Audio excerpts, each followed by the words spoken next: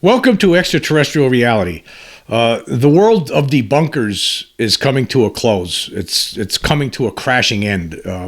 With all the revelations that we just had in the past week, things are going to get really scary, hairy, horrible for people who want this to be not real. People who have laughed at this for a long time, and the people who have basically attempted to debunk the extraterrestrial reality. Things are going to get really ugly for these people as we move forward, I believe. After some of the revelations from last week, you had that Ukrainian astronomers coming out and clarifying their earlier report from last year. Now they've shown that the objects there is no conventional explanation, so to speak. It's not these objects that are flying at over like 46,000 miles per hour in the skies above Ukraine. They've shown that these objects they're not birds or insects or artillery shells, like some people have tried to say in the debunker side of things. Like so that's wrong. And then you have more leaks coming out. You have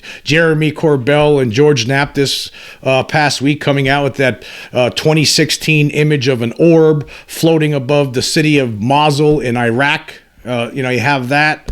The first thing Mick West does, he's the biggest debunker of our age right now. Like he has the most clout right now among debunkers. Like if you go to Twitter, this guy's constantly posting things, constantly posting whatever explanation he could come up with in 2 seconds, basically within several seconds of the Mosul image coming up, he tried to claim it was a drop of water, even though as I talked about in the previous podcast, even though this was actually from a video. It's actually a still image. We didn't get the full video version yet, and this was in the possession of the Pentagon, and it was studied by different scientists over the course of the last 7 years. All right, and they still don't have an explanation for it. But yet, him sitting way back, in his basement, comes up with an explanation in 2 seconds. It's a drop of water.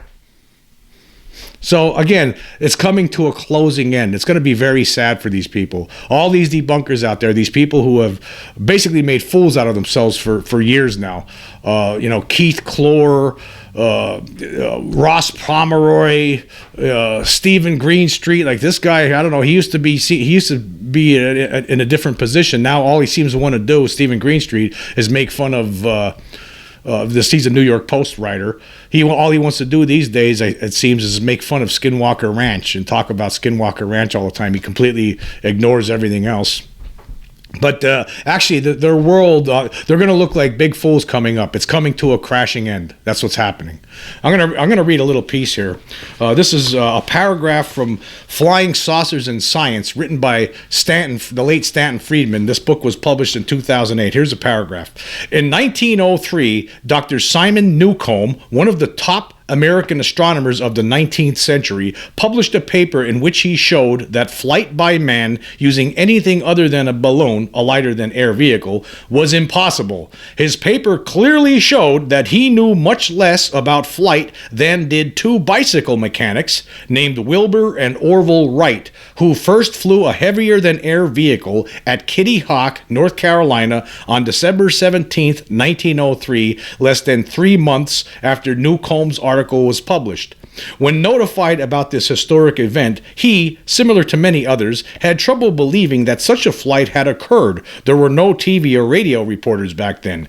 He also claimed that, although perhaps a pilot had flown a heavier than air vehicle, it would certainly never carry any passengers. He knew nothing about the lift over a wing, about relatively lightweight engines driving a propeller, and all the other engineering aspects of flight that the Wright brothers had investigated in a systematic fashion.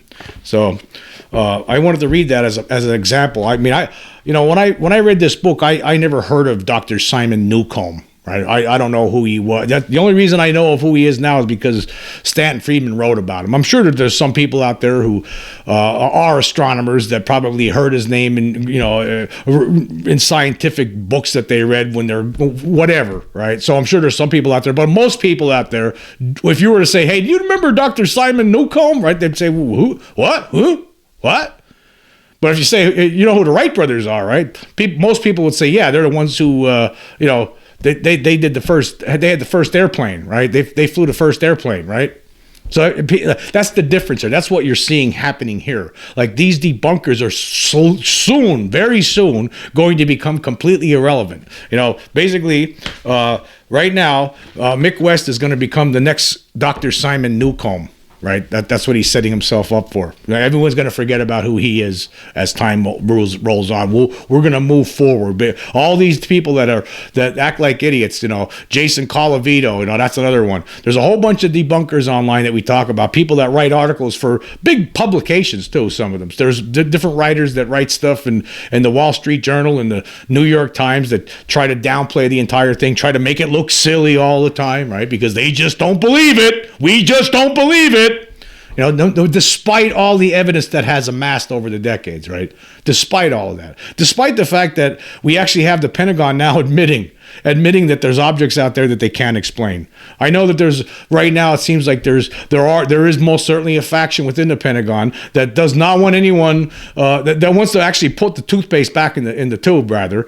But it's not going to happen. It's at some point here. This is all going to end. All of this nonsense is going to end, and we are going to get over that hump where the world realizes, oh my God, yes, it's real. There's something here, right? There is something here, right? Of course, as I talk about all the time on the podcast, I encountered one of these beings, as did tens of thousands of other people, right? There's so many different people that have talked about these encounters over the years, right? There's evidence out there for these things. There's physical trace evidence from when they land. There's implants that have been removed from people. There's all the video, film and photographic evidence for over all the decades, right? There's multiple witness cases. I mean, there's alien abduction cases. There's all such sorts of kinds of things out there that has amassed to this point that it makes it impossible to believe anything else, actually. And to me, what we're dealing with here, it's starting to become really, it's getting old hat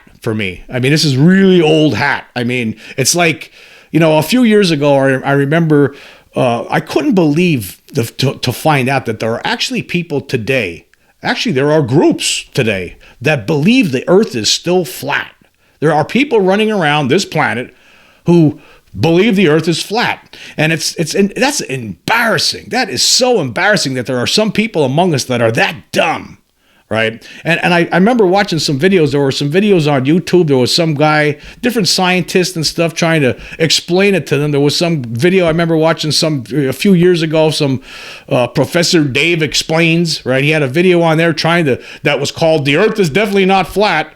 Right? Because apparently this kind of education is needed. I mean, it's hard to believe that there are some adults in this world that believe the Earth that the Earth isn't round. They think it's flat. And you have to have people stepping up like this that they explain to them, wait, what are you talking about?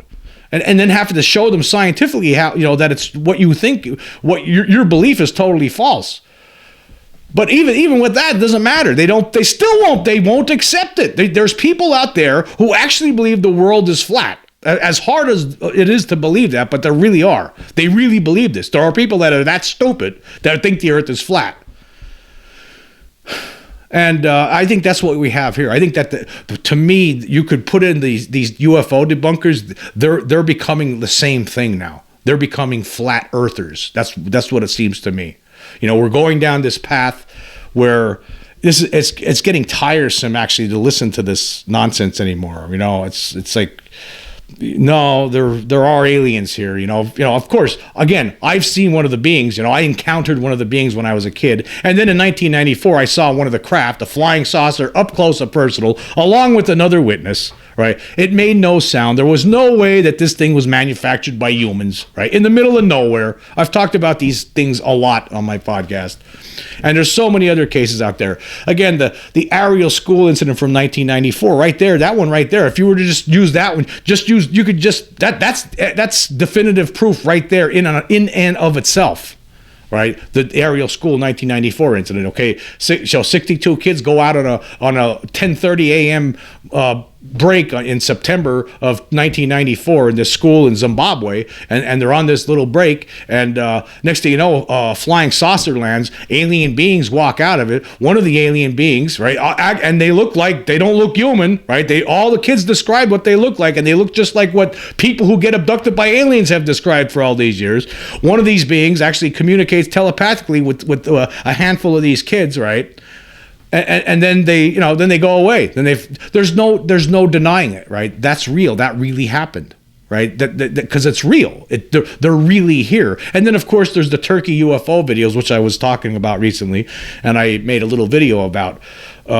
That's real. I mean, different scientists and video experts from 4 different countries, looked at this video that was filmed, a series of videos that was filmed in 2007, 2008, and 2009. From over the Sea of Marmara in Turkey, and you can see this craft on different occasions, multiple different occasions, and you can see the beings of them. Anybody who watches listens to my podcast or watches my YouTube channel knows all about this. But again, a lot of these people can't accept this proof. They can't accept it, even though there were scientists that looked at it and said this is not a hoax. That's what their determination was. Even though when they first looked at it, they realized they did think it was. They thought it had to be some kind of elaborate hoax. But then after they did their research, they realized, no, it's not a hoax. It's real. It's real.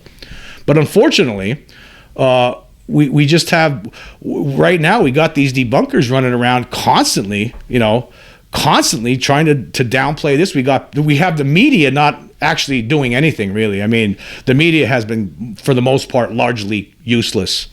They just don't want to. I don't know what it's going to take. I mean, what's it going to take? I mean, I guess we're going to have to get something really spectacular, right? It's going to take some spectacular leak, maybe from Jeremy Corbell or something, right, to finally end this nonsense. We need to get somebody from the Pentagon, somebody from the secret control group that has been keeping this secret all these years, to step up to a podium in Washington, D.C. already and just tell the truth. That's what we need. We need to end this. We need to bring this to an end. We need to have these people. We need to bring to an end these people making a fool out of themselves, trying to debunk these things on an everyday basis. We need to put an end to all the gaslighting from the Pentagon, from the mainstream media. And regarding the mainstream media, I don't know I don't think, I really don't believe that people in the mainstream media. I think a lot of them they just don't believe it. They're afraid to talk about this because they think they'll be run out of town. They'll lose their job or something. That could be something too. Who knows? But there's people in the mainstream media really need to do a better job on this. They just have not for decades now.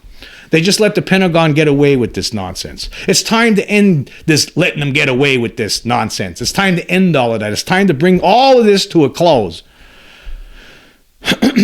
I mean, again, these people are living in the same. To me, it's the same thing as the Mr. Rogers' land of make believe. That's what they're living in a land of make believe, and it's really sad for them. And we need to get them out of there. We need to bring them into the world of reality. We need to get everyone up to date on what is going on here. The fact that there is an extraterrestrial presence here on this planet, because there most certainly is. All right, there's something going on here. There's an alien presence here. Right, that's really what's happening.